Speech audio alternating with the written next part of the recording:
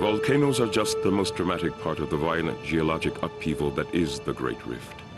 But without the rift, Africa's heart would probably be empty, as flat and dry as Australia's. The Great Rift is a tear in the continent, formed as underlying tectonic plates move apart. Mountains are forced up, catching the wind and generating rain. The rain waters an immense expanse of tropical rainforest and fills the deepest valleys with great lakes. Zaire's Virunga National Park contains all of this in microcosm. Virunga National Park was the dream of American Carl Akeley. Akeley revolutionized natural history museums, sculpting exact replicas of animals and grouping them in their natural settings. He also invented the first movie camera designed for use in the field. Meandering in Africa is the film he made of his 1921 expedition to the far reaches of the Congo, in search of the elusive mountain gorilla.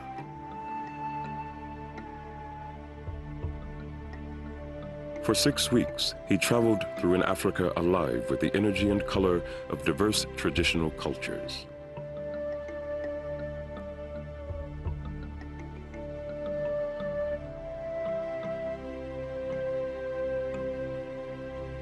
He steamed up the Lualaba, a tributary of the wide and wild Congo, to a place where the only white men were missionaries or big game hunters.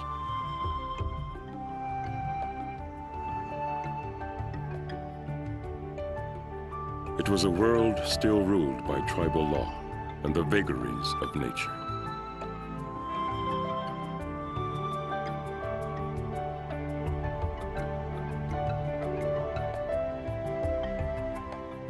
Local tribes were employed by Akeley to convey the expedition to a remote volcanic wilderness that today lies along Zaire's eastern border.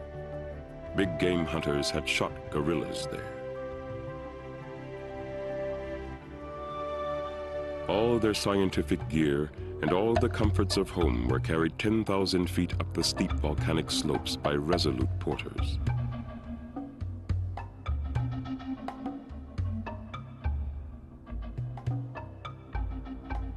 Akeley felt the days he spent in search of gorillas were the most difficult in his life, but they proved worth it.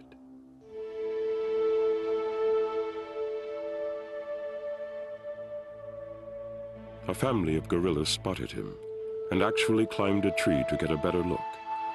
Akeley was the first person to suggest that gorillas were wholly acceptable citizens and not the wicked villains of popular belief. He was delighted to find himself the object of their curiosity. Believing them the closest akin to man, he even tried to begin a conversation with them, but they bolted.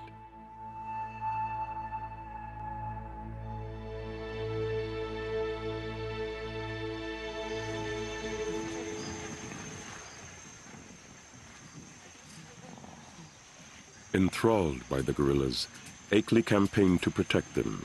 He wrote, "The gorilla is on his way to extinction, as he is neither wary nor dangerous, and is an easy and highly prized prey to the sporting instinct." In 1925, Virunga became the first national park in Africa. 70 years later, gorillas still play on the slopes where Akeley found them.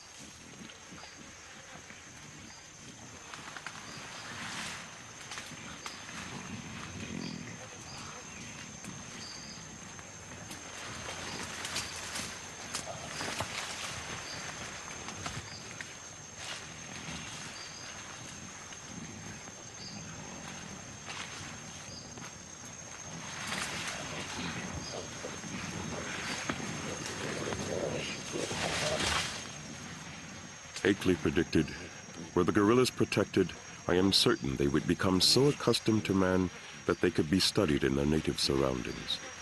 Today, scientists and tourists alike pay for the privilege of visiting one of Virunga's gorilla families.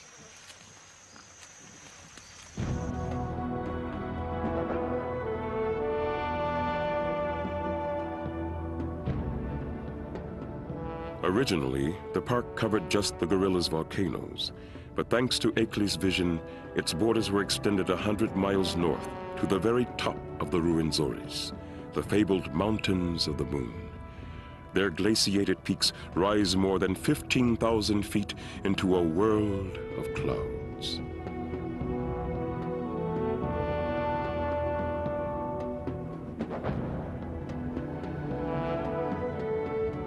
Moist air, rising from the hot rainforests below, produces mist that hides the peaks most of the year.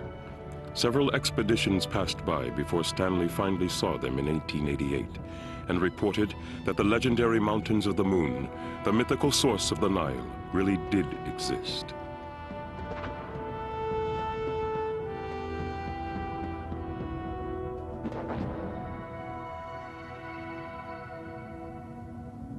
This moisture produces uniquely hard ice, which fringes the many glaciers with huge icicles, each one dripping its tiny contribution to the Nile's mighty flow.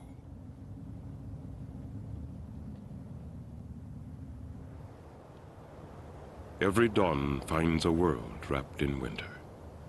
Here plants have evolved into giants and wear furry leaves for insulation. Some plants even produce a kind of natural antifreeze. But when the sun finally breaks through, a splash of tropical color comes alive.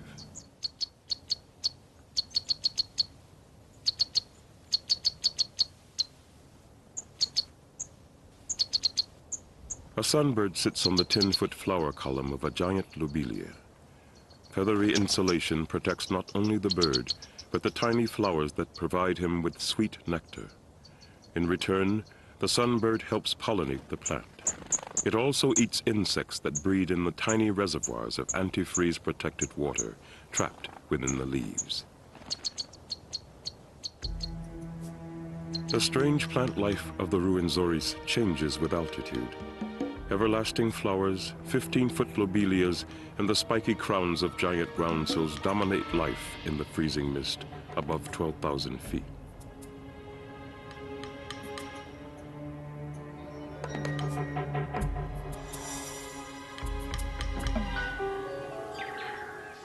Below them, in the growing warmth, a dwarf forest of heather, orchids, and moss hugs the steep and sodden slopes.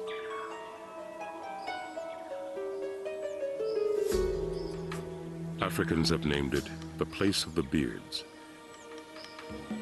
Scientists call it elfin forest. Moss cushions every surface in the mist, but there is little animal life to add to its charm. Lower still, closer to the tropical heat, wildlife, often of a kind found nowhere else, finds a home among trees of more familiar shape and size. Colors are muted by the mist, but flash brilliantly in the rare shaft of sunlight.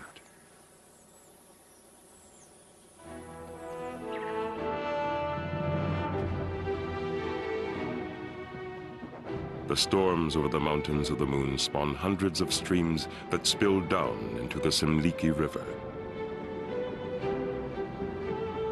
a tributary of the mighty Nile.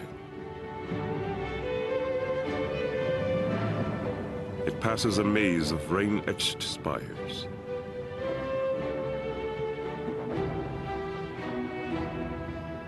On its journey through Virunga Park, the Semliki River skirts a great rainforest and meanders through palm trees.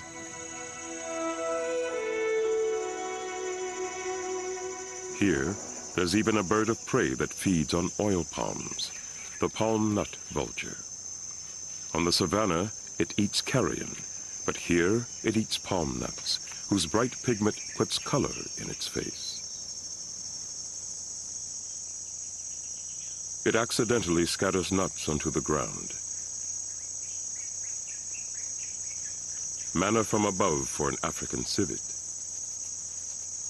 Like the vulture, he eats only the thin skin of the nut, which is rich in oils and highly nutritious. The civet eats almost anything, even snakes.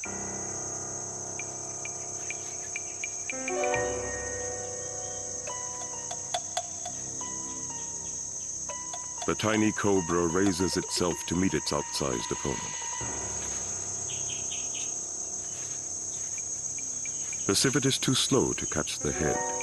He needs to land a body bite so he can shake the snake to death.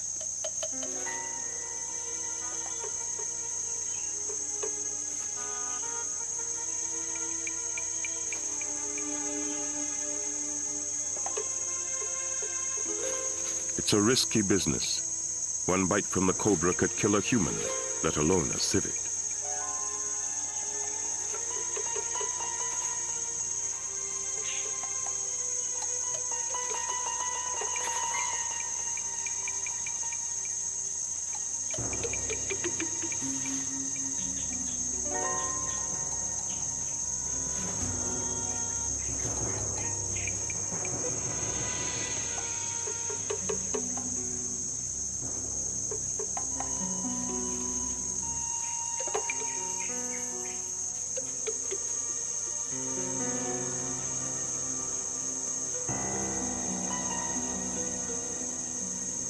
The civet moves on. Such a tiny meal isn't worth the risk.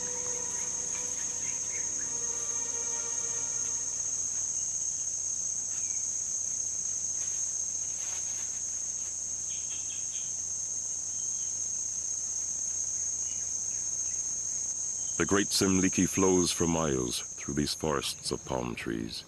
They supply food to a host of creatures, monkeys, squirrels, and birds. The palms are the setting of one of the world's strangest nests, that of the palm swift. Using their saliva, the birds glue a tiny pad of their own feathers onto a palm frond. The pad hangs vertically, so the eggs too are glued on with saliva and dangle precariously in space. The swifts themselves are perfect flying machines, spending their lives on the wing. They land only to sleep or to tend their chicks.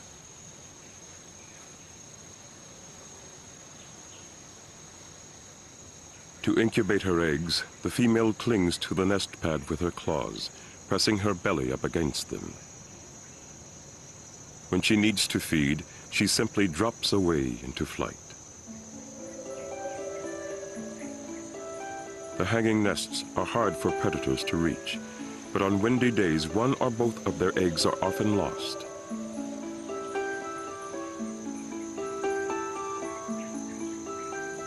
The newly hatched chick, a thimble-sized creature, must hang on to the pad with its tiny claws every minute of every day, or fall to a certain death.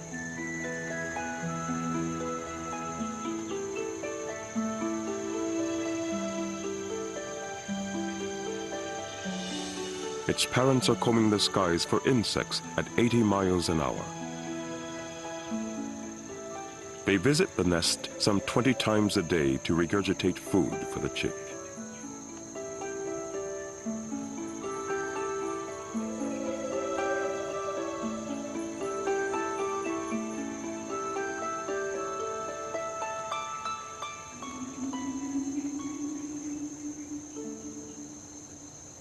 On this rich diet, its tiny flippers will soon grow into an adult's sweeping scimitar wings. The chick must literally hang on for dear life, but a month from now, it will let go and drop into instant expert flight.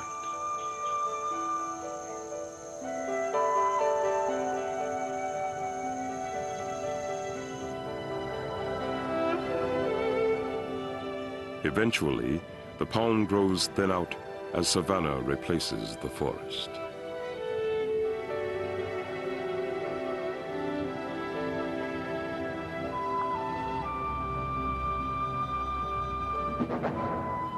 The shining Simliki winds through the savanna, finding its way to one of the world's richest lakes, Lake Edward, gateway to the volcanoes, the fiery heart of Virunga.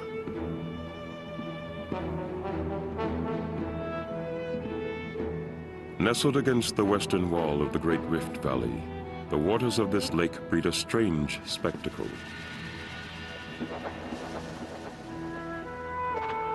When the lake flies hatch, Their mating swarms make it look as if the lake itself were on fire. They rise from the surface in their countless millions, a feast for birds and fish.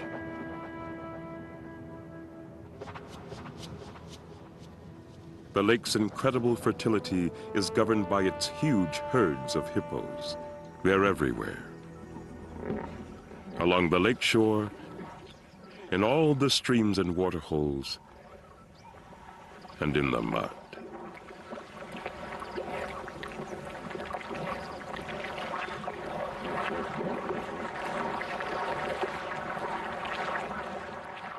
Hippos spend most of their daylight hours like this. Their skin loses moisture quickly, and they would soon dehydrate without their wallows.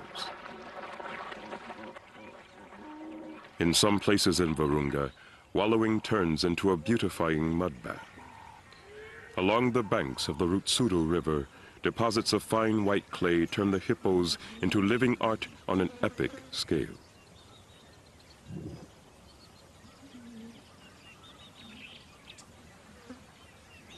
Face painting. Two-tone jobs. Even racing stripes are seen.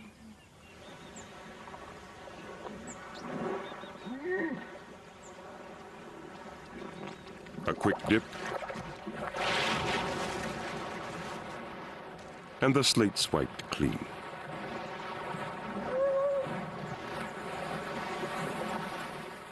Here, in the center of Virunga, the hippo is king. There are 23,000 of them, and their influence is felt everywhere. Their wallows and tracks modify the shoreline. Huge quantities of dung enrich the waters, supporting a whole suite of insects, fish, and birds. Hippos govern life here, not with their razor-sharp canines, which they use only to fight among themselves, but with their gargantuan appetites.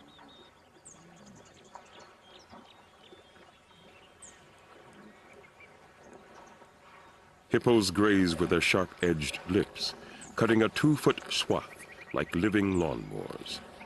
They crop the grass very short, too short for their main competitors, elephant and buffalo. Grazing in huge numbers, they've created hundreds of square miles of hippo lawns, excluding many of their rivals from this rich lakeside grass.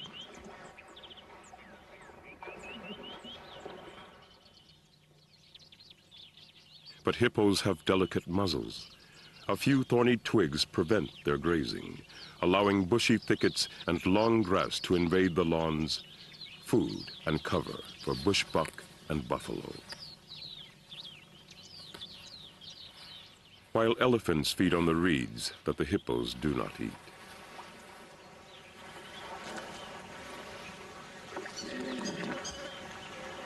The hippos' influence on both land and water help make Virunga a richer, more varied place. Another reason for the variety is that here, where forest meets savanna, animals characteristic of both habitats are found. There are two kinds of buffalo here who often herd together. The Cape buffalo, a creature of the plains with wide and heavy horns, and the forest buffalo, small and reddish, with horns better shaped for getting between trees.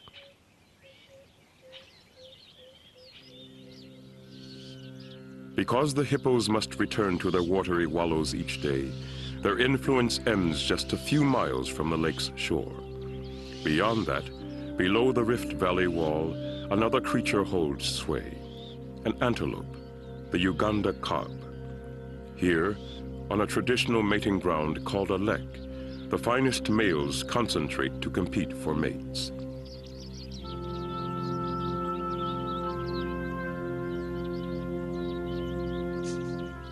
This is the testosterone zone. Uncomfortably spaced, less than 50 yards apart, each male poses conspicuously, a living billboard for himself.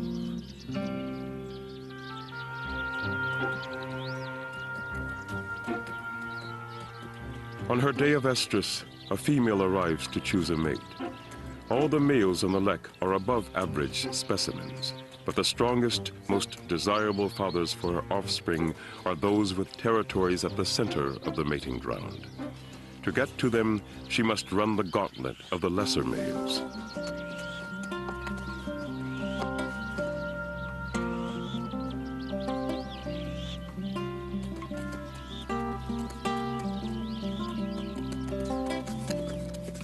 She gives him the slip, but as she gets closer to the center, the males become higher ranking, more worthy of her consideration.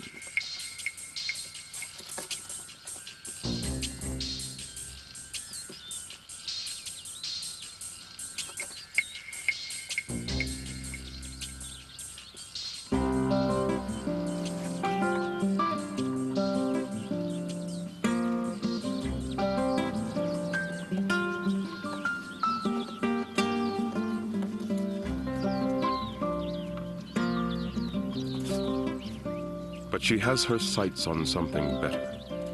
Again, she makes a break. This is who she's after, an alpha male who greets her with a fine display, advertising his superiority.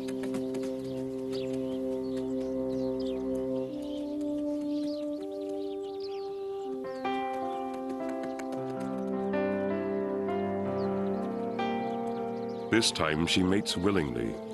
It's all over in a matter of seconds. Male mating privileges come at a price. These core territories are won and kept by fierce fighting.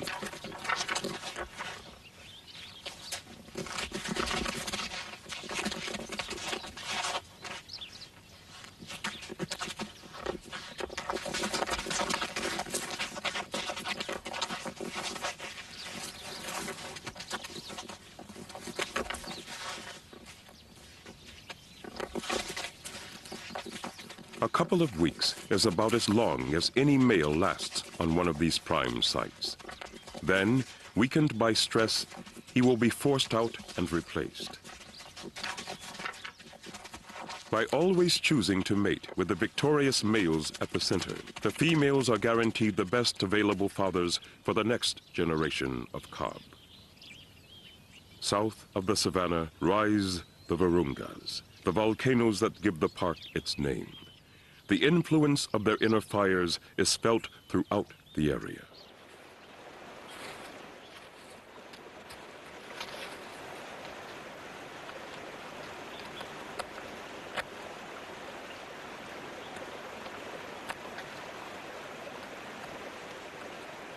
Hot springs emerge in many places. And as there was life on the mountain tops at freezing temperatures, here life blooms at the boiling point.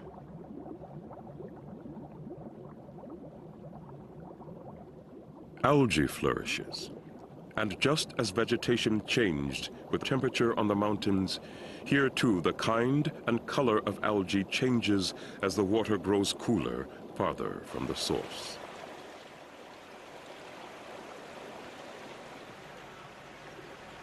Some hippos seem to enjoy a hot mud wallow, especially the old rheumatic ones.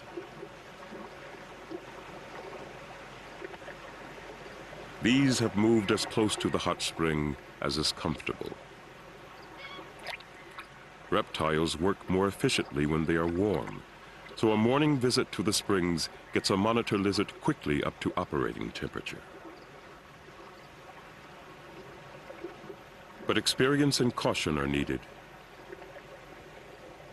This younger, less experienced monitor went in too close to the source and was boiled alive. And he is not alone in his gruesome fate. Life here must be a series of small, careful moves. Not easy if you're a jumper.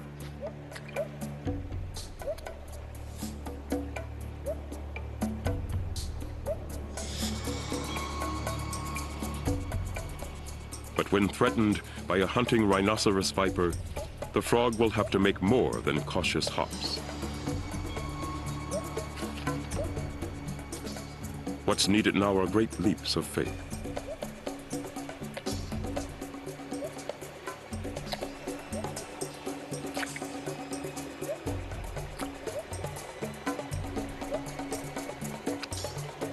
There are only a few spots where the water is fatally hot and the frogs usually make it across. But this one is caught between a snake and a hot place.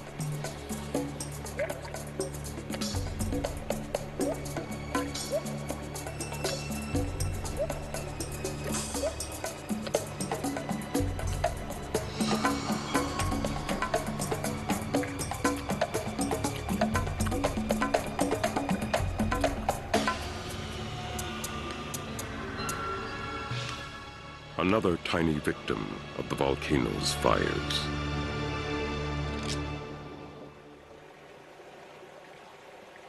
Steam gushing from the ground around the volcanoes is common, but every few years, somewhere in the lush forests surrounding their base, something more sinister starts to drift up from the earth.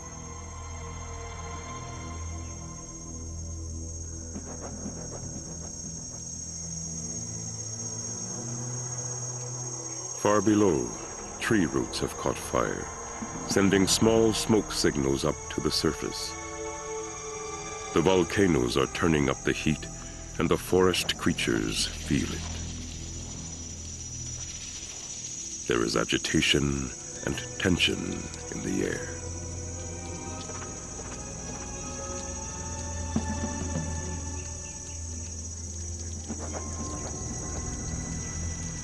Their world is about to explode.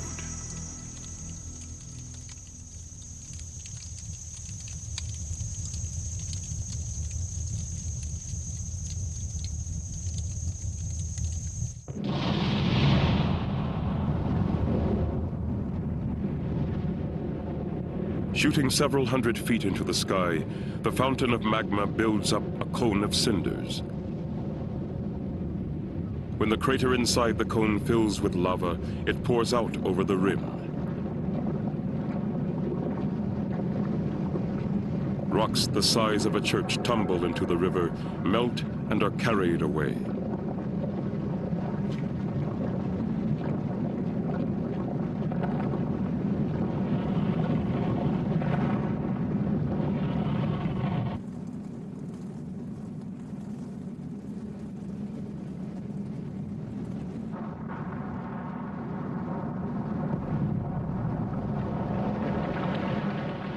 Most eruptions last just a few weeks, each building one of the hundreds of cones that pock the face of Virunga.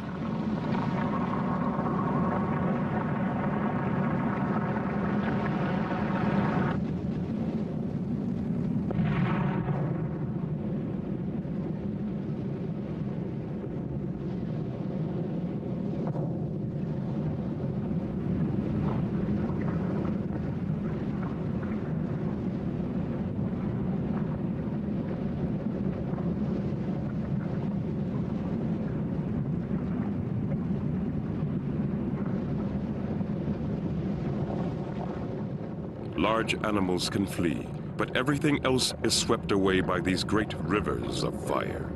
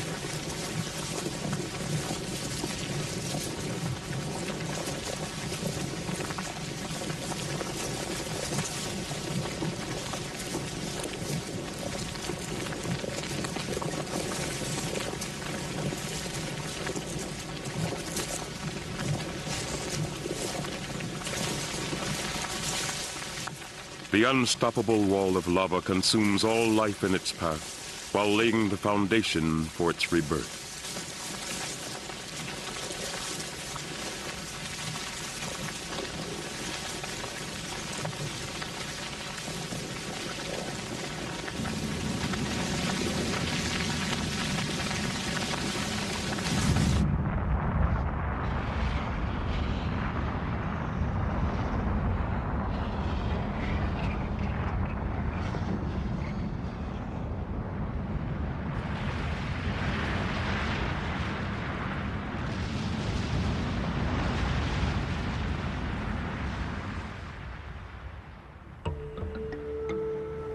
It looks like Armageddon, but the volcanic ash is rich, and generous rains feed the regrowth. Within months, there will be patches of green, pioneer plants grown from seeds and spores blown from the islands of vegetation that were once themselves active cones.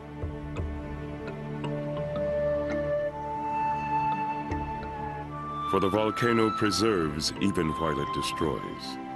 The cones, once the source of all the destruction, become covered in forest. In future eruptions, they'll provide a refuge to plants and animals. Safety on high ground above the lava's reach. Some of the bigger and older islands are home to bands of remarkable refugees.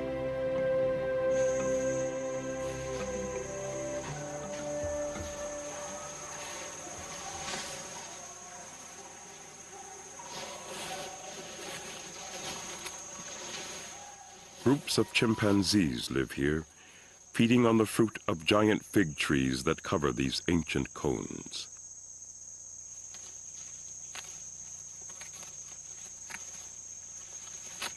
Food is not a problem here, but water is. The volcanic ash is completely porous, and there is no surface water at all. So on their daily rounds, the chimps visit hollow trees that hold rainwater and dip for a drink.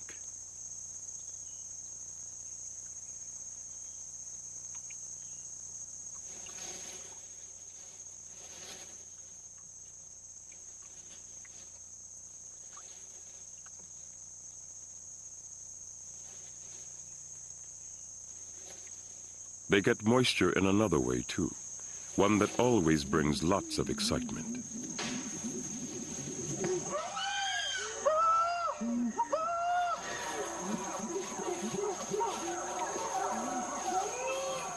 The cause of this display, part fight, part celebration, is the discovery of some large, juicy tubers.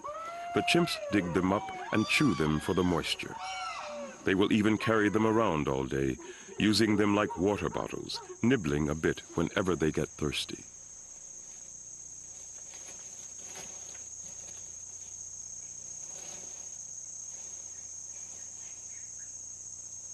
This behavior, unique to this area, helps the chimps to survive in a rainforest without water.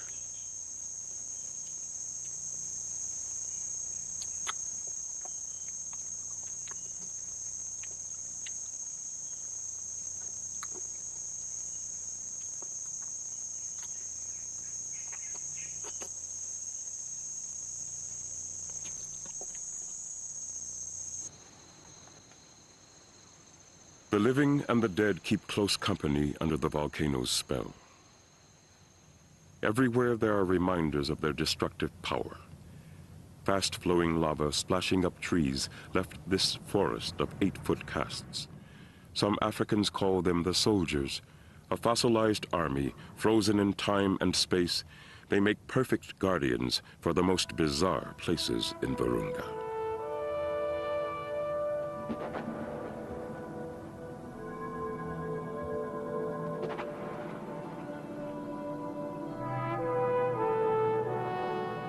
Clearings in the forest carpeted with sickly-looking grass, they are called mazukus. They harbor a strange and lethal secret.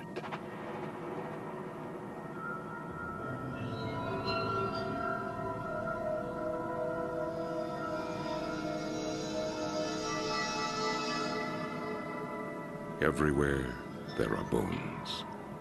Bones and bodies. Bats, birds,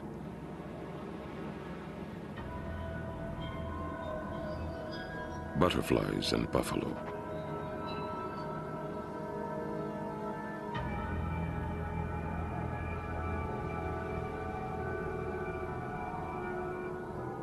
An indiscriminate killer is at work, one that wipes out anything that breathes. Old, mummified bodies lying next to those that died just yesterday.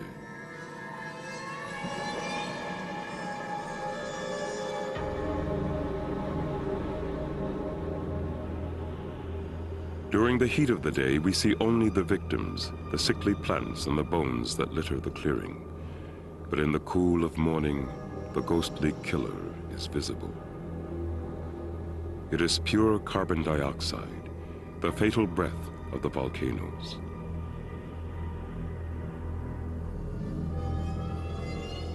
Heavier than air, scentless and tasteless, it hugs the ground, killing any small creature.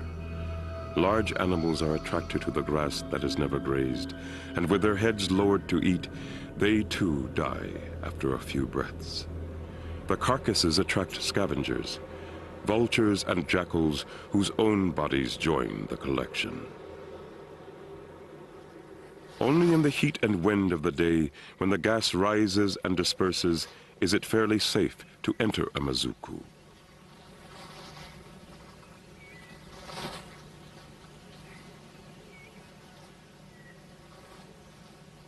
The monitor lizard is not active until it is warmed up in the sun, so it visits at a safe time of day.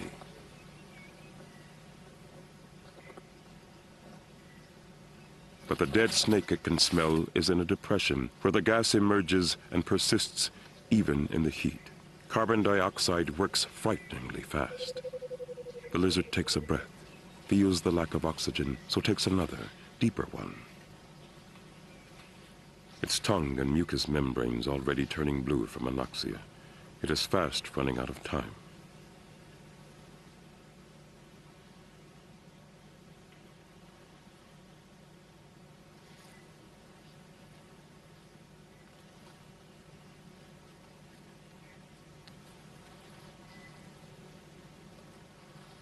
Wobbling with weakness, it does the only thing that could save its life.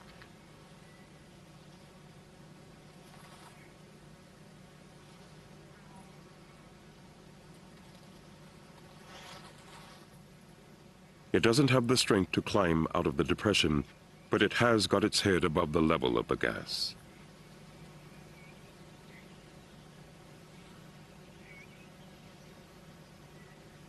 Breathing clean air, the effects wear off quickly. After a 10-minute rest, the lizard crawls away, having only narrowly escaped the fate of its would-be meal.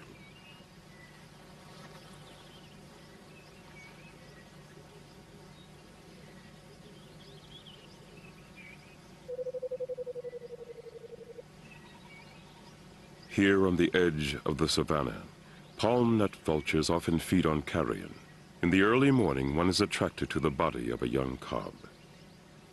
Already slightly affected by the gas, it hops down to the carcass and is immediately in trouble.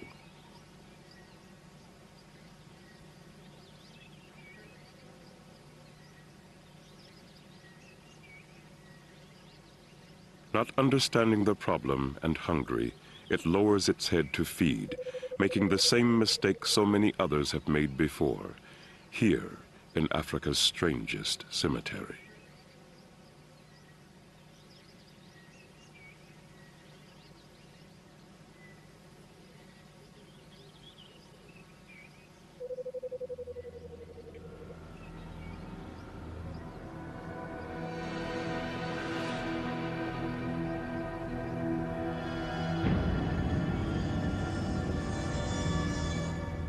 The following morning, when the ghostly killer hides from the warming sun, the vulture has joined the cob in the dreamless sleep of the Mazuku.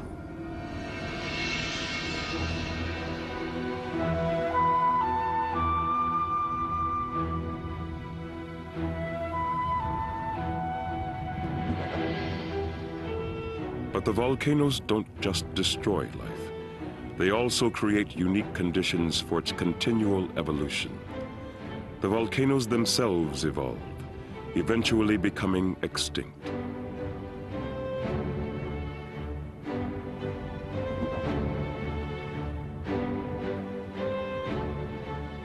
Their steep slopes become covered by a blanket of lush forest. Like the mountains of the moon, the Virungas are usually swathed in thick mist. Mist that hides the park's most precious inhabitants. the mountain gorillas. Mountain gorillas live in family groups under the protection of a dominant silverbacked male. They have always been few in number, so any loss is sorely felt. But living under the park's protection, their numbers have grown.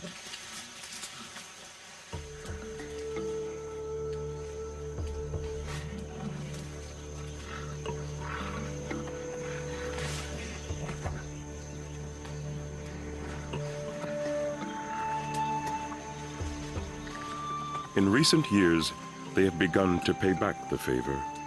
Now it's the gorillas that are protecting the park. Tourists have spent hundreds of dollars for the privilege of spending just an hour with these enchanting creatures, hard currency that helps support the park.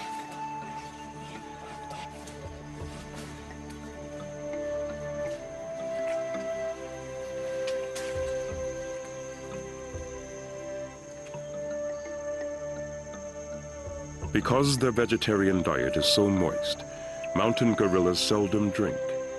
But this group not only drinks, they play in and with the water, something only rarely seen.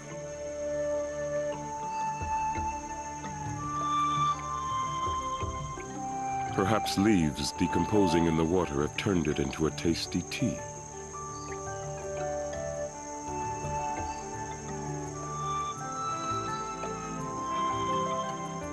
Or perhaps they're just having fun.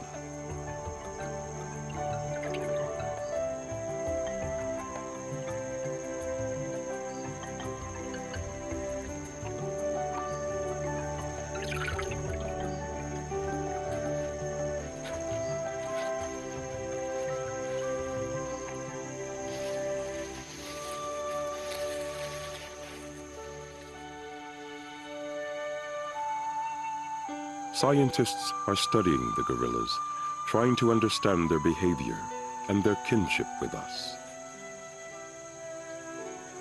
But humans, it seems, are not the only naturalists on these slopes.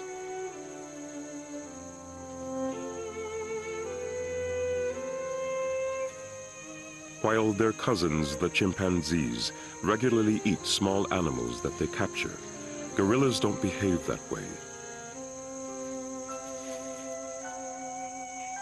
Intensely fascinated and amazingly gentle, gorillas see other animals as objects of curiosity, not as possible food.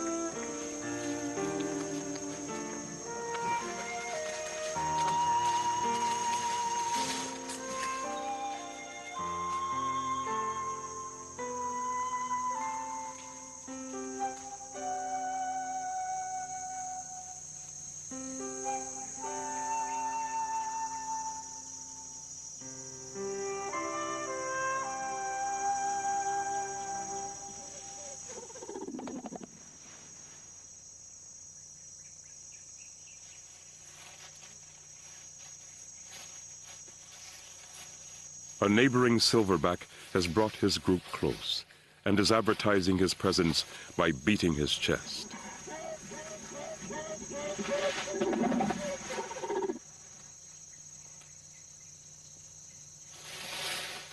The resident male answers with a display of his own size and strength, prompting one of his females to give him a little hug, looking for reassurance.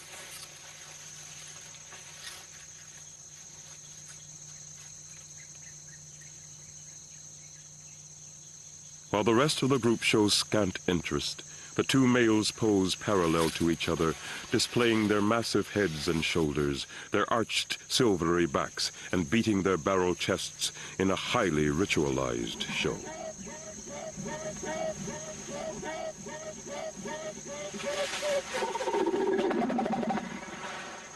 These displays, wrongly interpreted by early explorers, gave the gorilla an undeservedly savage reputation.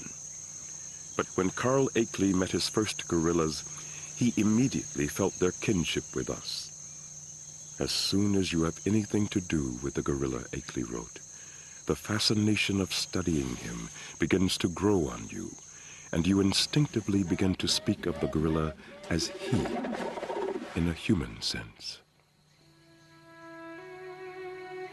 In 1926, Akeley returned to Virunga, the park he helped to establish to study the gorillas. He camped in this glade, which he described as one of the loveliest and most tranquil spots in the world. Its serenity is soothing even today. But the park does lie along Zaire's borders with Rwanda and Uganda, a region with a turbulent modern history. Surrounded by people and their problems, the park's future is uncertain at best.